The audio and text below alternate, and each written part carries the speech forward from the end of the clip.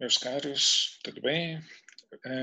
Vamos dar sequência nesses slides, nessas apresentações que eu tenho feito aqui com vocês, com relação à questão da audiência trabalhista.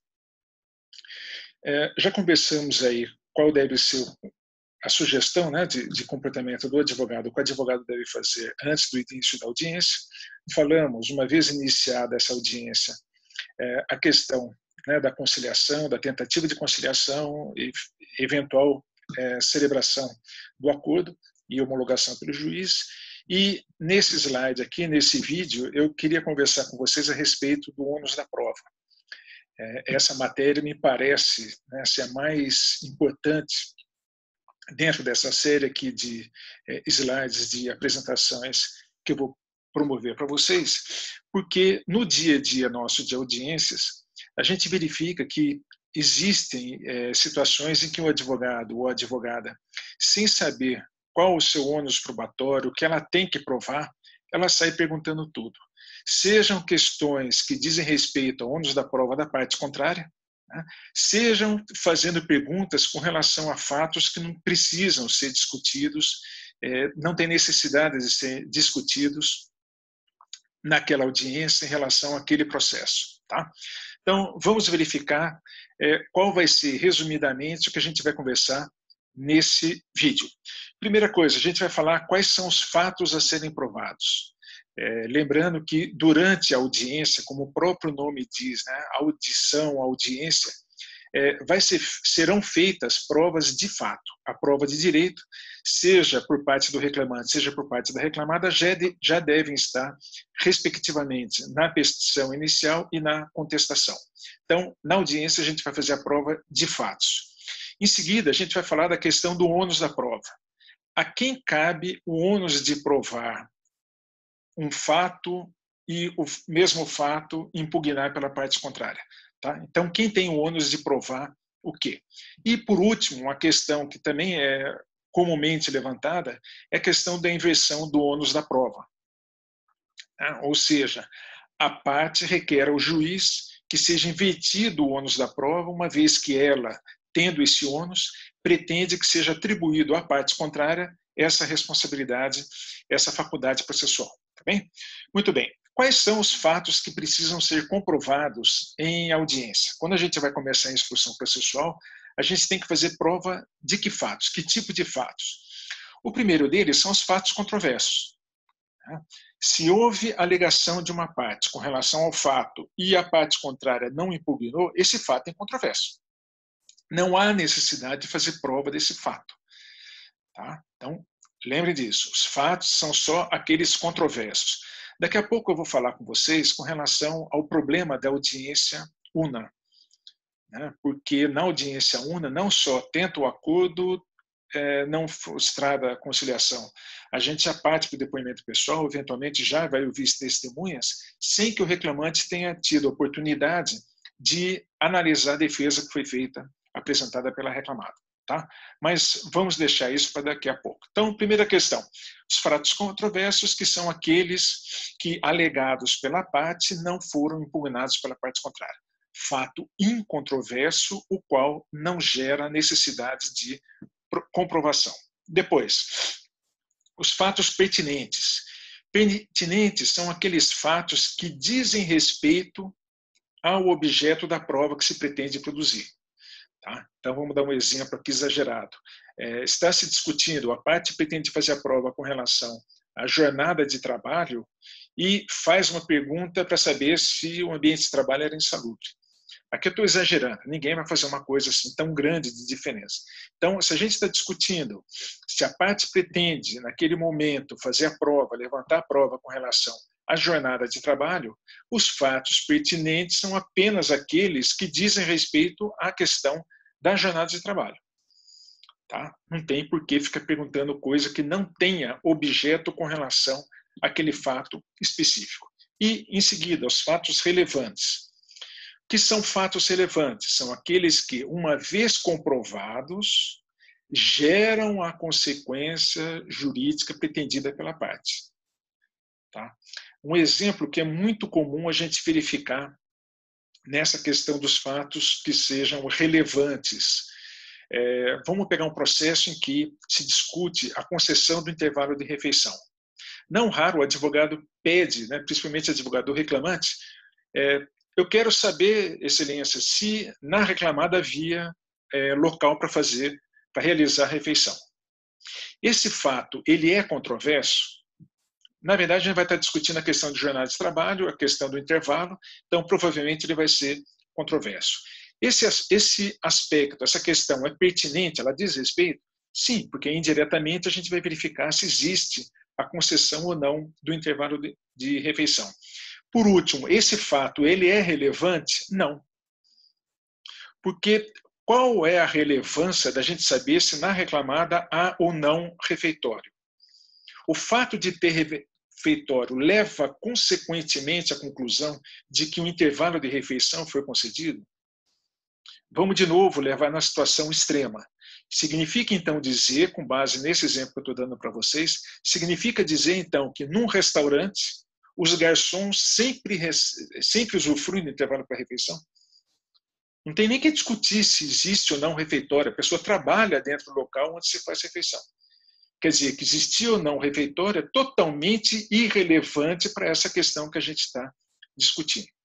Tá? Então, cuidado, discutir-se na audiência, fazer o levantamento do que tem que discutir em audiência com relação aos fatos que sejam controversos, com relação a fatos que sejam pertinentes, que sejam relevantes. Tá? Muito bem, aí a gente entra nessa questão aí que é mais desafiante, né? No dia a dia da audiência, seja para o juiz, seja para as partes. Vamos deixar claro uma coisa que eu já falei lá no primeiro vídeo que eu postei aqui para vocês e que nunca é demais eu repetir em cada um deles. Quando eu estou aqui conversando com vocês, eu estou falando enquanto professor, como eu sou professor universitário. Tá? Não estou falando, aliás, eu nem poderia ficar falando aqui como juiz. Tá? Por que eu estou falando, destacando isso aí? Porque eu estou chamando a atenção para esse fato. Em razão de que o que eu digo aqui para vocês não significa que vai ser seguido, que vai ser objeto de concordância por parte dos advogados, do juiz que a gente tem aí pelo Brasil inteiro.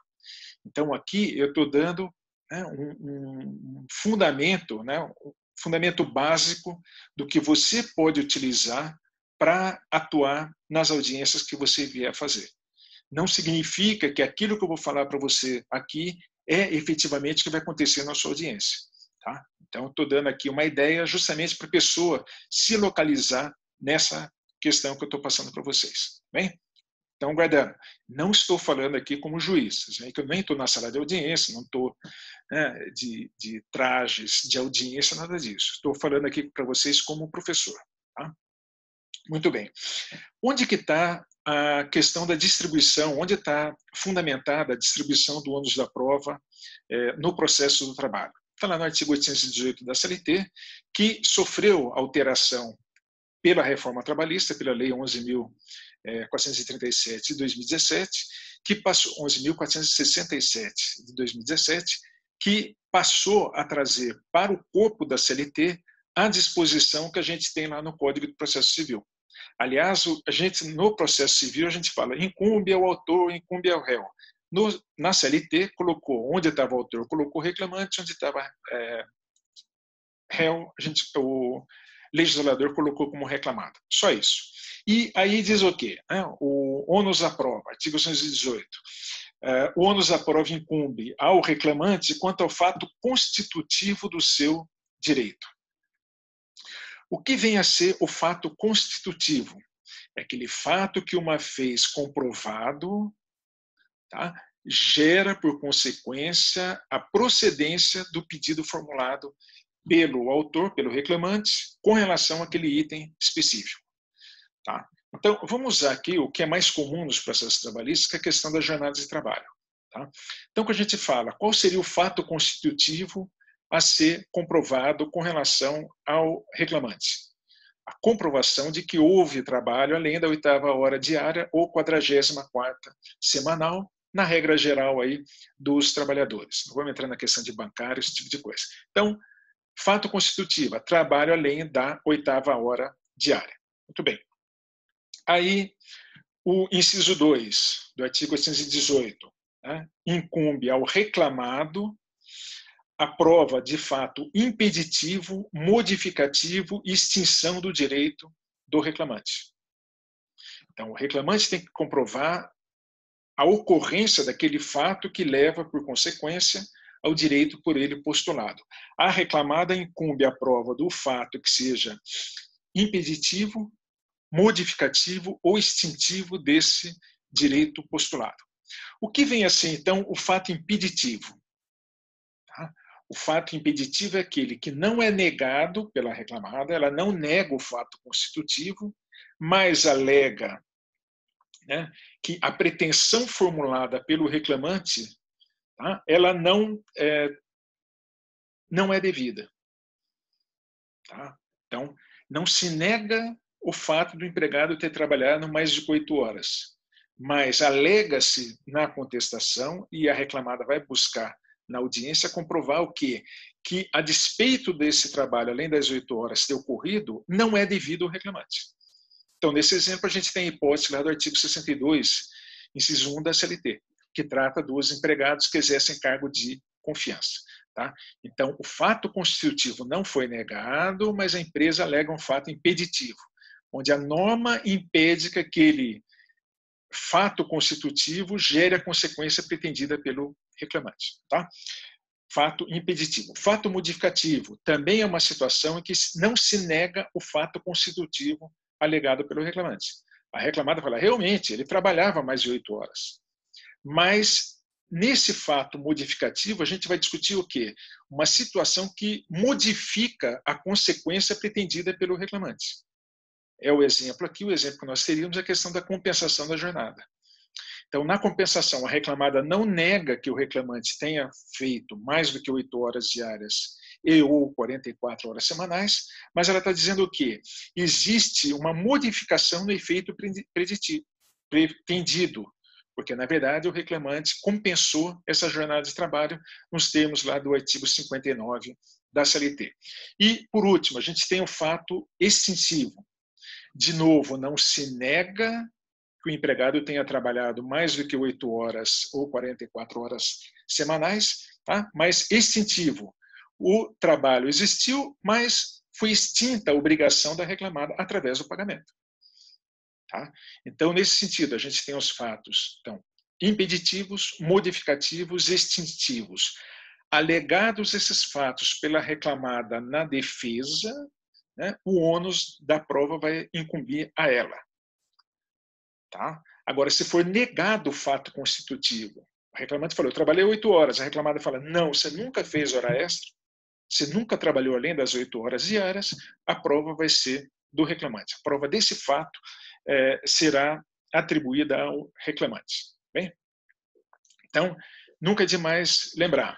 Fatos, quais são os fatos objetos de prova? Os fatos controversos, os fatos pertinentes e os fatos relevantes. O ônus da prova, com relação ao fato constitutivo, uma vez negado pela reclamada, é do reclamante. Se a reclamada em defesa fala de fatos impeditivos, modificativos ou extintivos, o ônus da prova é dela. Bem? Muito bem. Aí também acaba acontecendo em audiência o advogado, quer do reclamante, quer da reclamada, requerer a inversão do ônus da prova. Excelência, por gentileza, eu queria, com relação a essa questão, a gente proceder à inversão do ônus da prova. Veja, a primeira coisa que a gente tem que destacar aqui. Quando se fala de inversão do ônus da prova, essa matéria, essa questão, não tem nada a ver à ordem do depoimento pessoal ou do interrogatório das testemunhas. Tá? Está se discutindo hora extra e extinção do contrato de trabalho por justa causa. Existe o costume, né, do dia a dia nosso forense, que quando o juiz pega lá a questão da extinção por justa causa, ele pega e começa a ouvir, ele inverte a ordem dos depoimentos pessoais. Começa a ouvir a reclamada e depois ouve o reclamante. Isso aí tem alguma previsão legal? Isso aí decorre? Não, é uma questão de praxe, é uma questão de facilidade do juiz ou da ordem que ele pretende fazer essa instrução processual. nada impede que você tendo, né, a questão do pedido de horas extras, de extinção do contrato de trabalho por justa causa, o juiz mantém a sequência da CLT que fala primeiro houve autor e depois houve reclamado. Então, essa inversão na ordem dos depoimentos pessoais e produção de prova testemunhal não tem nada a ver com distribuição do ônus da prova. O juiz não estará invertendo o ônus da prova. A inversão do ônus da prova acontecerá quando?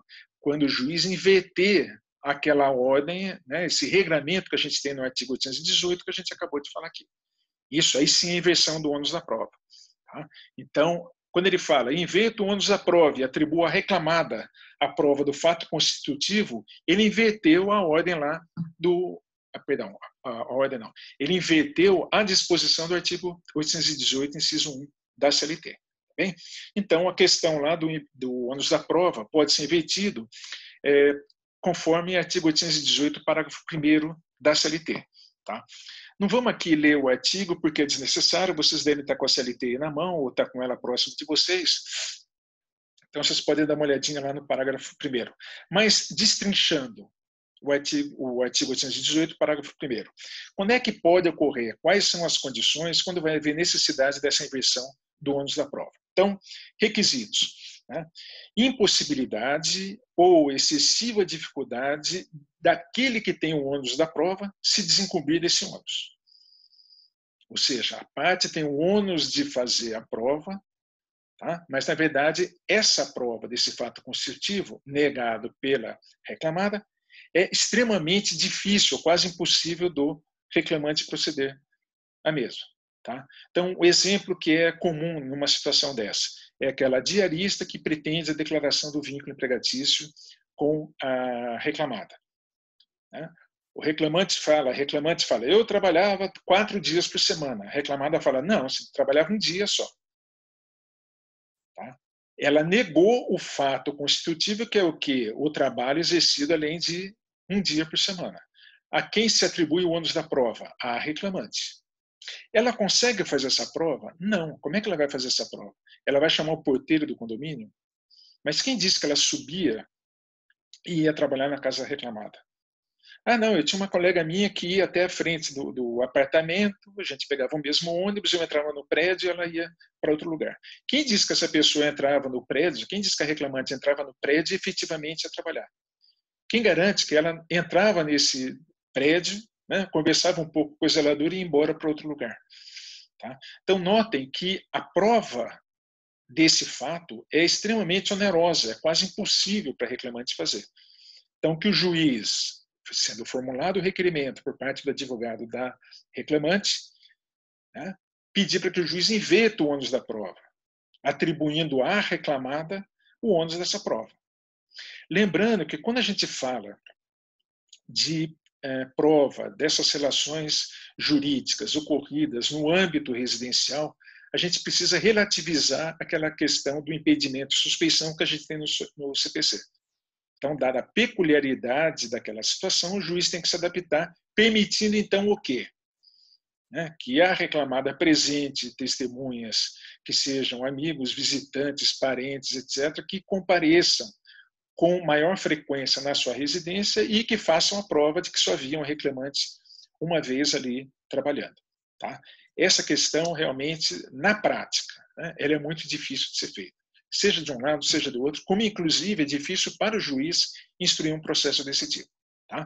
Então, quando o juiz verificar, quando se caracterizar a impossibilidade ou extrema dificuldade da parte que tem o ônus da prova, realizar essa prova. É o primeiro requisito que a gente tem para a inversão do ônus da prova. Depois, a facilidade de a parte a quem o ônus não é atribuído de fazer essa prova. Tá? Então, voltando no exemplo aí da trabalhadora doméstica. A ela é quase impossível, é muito difícil fazer a prova do fato constitutivo. Mas a reclamada, você tem uma maior facilidade de fazer a comprovação daquela matéria que está sendo objeto da discussão daquele caso concreto, que é o quê? O trabalho em frequência superior a uma vez por semana, como alegado pela reclamante na sua petição inicial. Tá? Outro aspecto que também a gente tem que analisar, né? Isso se trata, essa inversão do ônus da prova, ela é uma faculdade do juiz. Tá? No artigo 818, parágrafo 1º, fala que será facultado ao juiz realizar essa inversão do ônus da prova.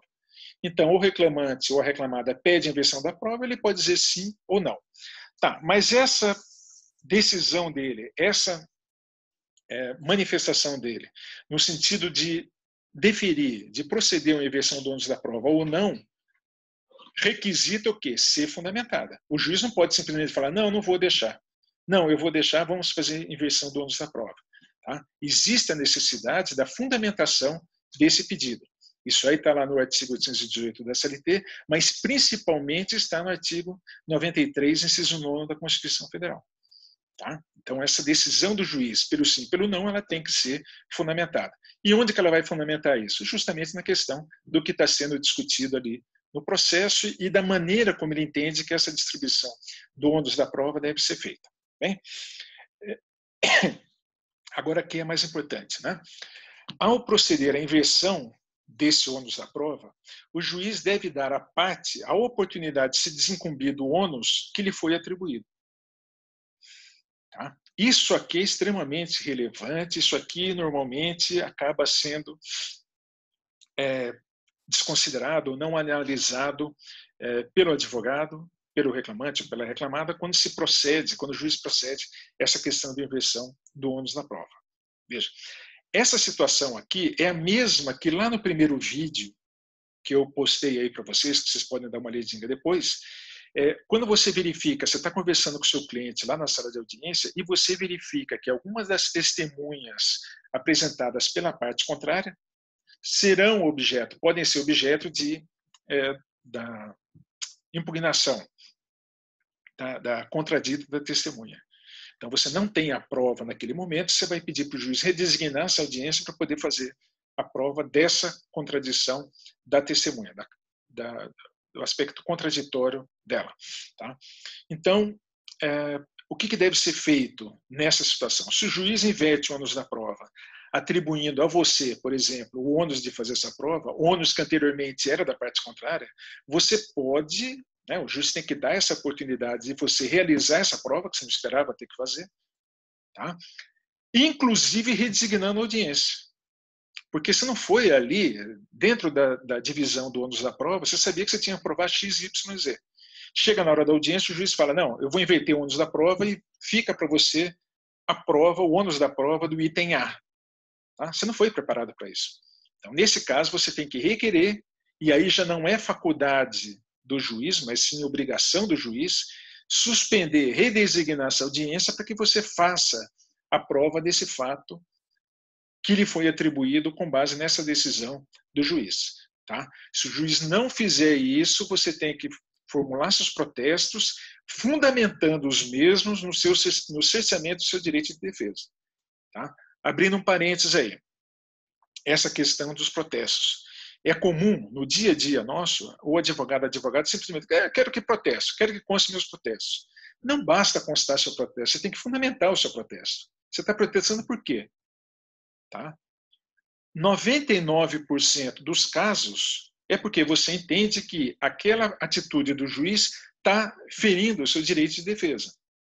Então, é muito simples, né, e muito técnico para você fazer o quê? Excelência, eu quero formular meu protesto, estou formulando meus protestos, entendendo que houve cessamento do meu direito de defesa. Só isso. E você pede para constar no termo de audiência essa questão. Protestos por entender violado meu direito de defesa, meu amplo direito de defesa. Tá? Então, voltando então, só para a gente encerrar aqui, aquela questão que eu falei para vocês, né, essa divisão, o juiz inverter, atribuindo a quem não tinha o ônus da prova a obrigatoriedade, a faculdade de fazer a prova, essa inversão do ônus da prova, ela não vai ser indevida quando você inverter a situação. Quando o fato for difícil a ser feito pelo reclamante e pela reclamada. Reclamante, é muito difícil para você fazer a prova. Então, vou atribuir esse fato para a reclamada. Mas também é para a reclamada difícil fazer essa prova. Então, você cai numa situação que nenhum nem outro. Então, nesse caso, o que o juiz faz? ele vai proceder à instrução do feito, tá? E na hora de decidir, ele vai fundamentar, né, com base na toda a documentação existente nos autos, ele vai decidir quem tem o ônus de provar o quê, ele vai verificar aquilo. E se por acaso, né, ele tiver optado para, durante a audiência, ele indeferir alguma pergunta feita, quer pelo reclamante, quer pela reclamada, no momento em que ele vai prolatar a sentença, quando ele vai analisar os autos, ele entender que uma ou mais perguntas que ele indeferiu, seja de uma parte, seja pela outra, era relevante, esse fato alegado, esse pedido formulado, era relevante para a defesa, com base naquele ônus que ele está entendendo, é interessante que ele faça o quê? Converta essa sentença, converta o feito em diligência, reabra a instrução processual, né, designe uma audiência de instrução para que aquela matéria que ele indeferiu seja feita naquele momento. Tá bem?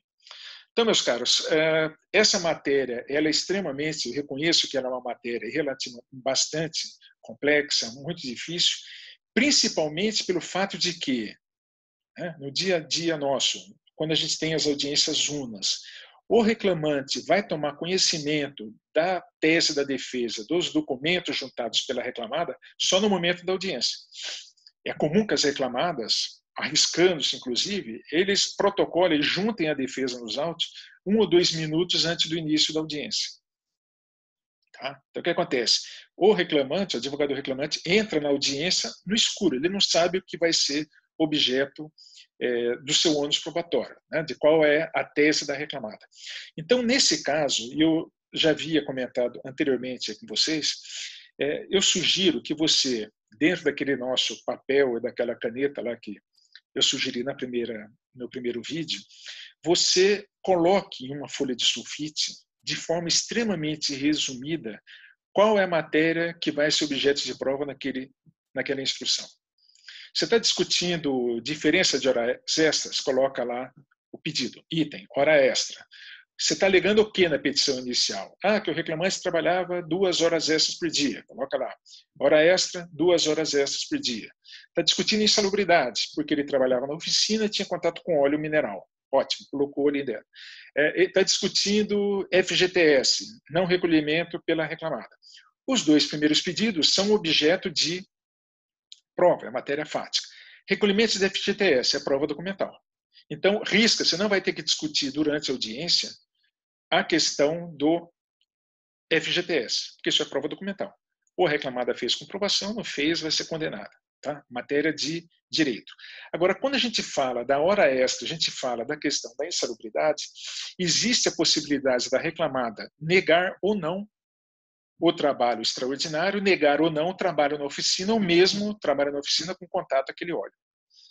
Então, quando você fez nessa folha sua de sulfite, né, extremamente resumido, né, o que você está discutindo no processo e qual é o objeto da sua pretensão, trabalha além das 2 horas, trabalha na oficina com... O que você faz? Enquanto o juiz estiver tomando depoimento pessoal do seu cliente, ou mesmo que isso não esteja acontecendo, você pode pedir para o juiz ali 3 minutos, o que você faz? Rapidamente você corre pela contestação, verifica na questão das horas extras. O que a reclamada fez? Ela impugnou a jornada de trabalho? Se ela falou não fez hora extra, você coloca um xizinho porque o ônus da prova ali vai ser seu. Ela coloca lá, olha, realmente o reclamante trabalhava na oficina, tinha contato com esse óleo alegado, mas esse óleo não é mineral, ele não é insalubre. Então, nesse caso, você não tem que discutir, porque se tornou incontrovérsia que o reclamante trabalhava na oficina, incontrovérsia que o reclamante tinha contato com aquele tipo de óleo, especificado na petição inicial. Qual é a controvérsia? Saber se esse óleo ele é insalubre ou não. Expõe o reclamante a trabalhar numa condição insalubre ou não. E isso não é instrução processual, perdão, isso não é depoimento pessoal ou testemunha. Isso é feito através do laudo pericial. Tá bem? Então, está aqui, resumidamente, essa questão da distribuição do ônus da prova, que eu acho que é bastante interessante para alguns, tá? E no nosso próximo vídeo, a gente vai tratar da audiência propriamente dita, né? O depoimento pessoal, interrogatório das testemunhas, razões finais etc. Bem, espero que tenha ajudado vocês essa conversinha nossa aqui rápida de hoje.